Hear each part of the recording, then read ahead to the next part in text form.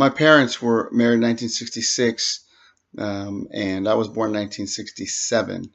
My father was a PhD in social psychology and was a professor at Cal State Northridge.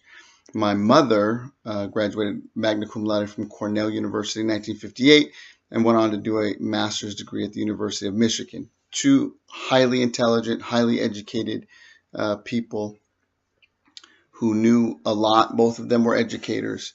My father in higher ed, my mother spent time in secondary and then worked with juvenile offenders in a program to place alternatively in programs instead of juvenile hall. Very knowledgeable about adolescent development, very knowledgeable about learning. And then I was born in 1967 and in first grade was diagnosed with dyslexia. My parents, really arguably experts in learning, experts in education, in the process of learning. What did they do? They had no idea what to do with me. They went to the experts. They went to teachers and specialists in the area of learning and specifically with dyslexia. And yet, we ask sometimes our parents who have no background in education, no background in higher education, some of whom have never graduated from high school. We, as educators, often blame them for what ails their students. I often hear, well, the parents never come to the parent meetings. Parents never are involved. How can we get parents more involved to help our students? Well, we put the blame on the parents when they don't have the background. They don't have the knowledge.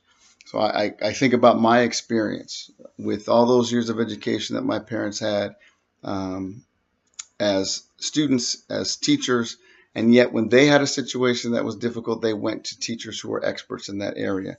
So it is time that educators do something drastic and do something that within the confines of the school day allows for students who don't learn, who have difficulty learning and understanding what we're giving them, that we have some alternative because we are the experts that are supposed to teach these young people. And we can't blame, we have no control over what happens at home. We have no control what happens in our neighborhoods. We have no control of anything outside of school.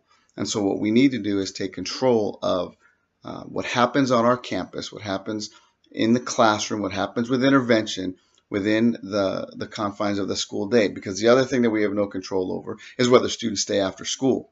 Oftentimes intervention programs happen after 3 o'clock. We have to pay extra duty. We have to coerce students to come to school.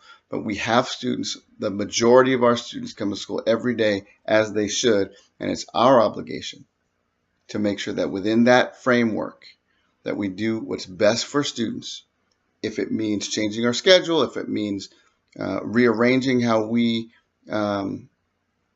process information to our students, if it means that we have to turn things upside down, we have a time and we have some very specific time frames in which to do it. So the challenge for us and the challenge for you is to look at and find ways within our schedule that we currently have, that from 8 to 3 o'clock every day, how can we create a schedule so that we can implement interventions to help students, all students, students with disabilities, students who don't understand, students who have uninvolved parents, students who come from a broken family situation.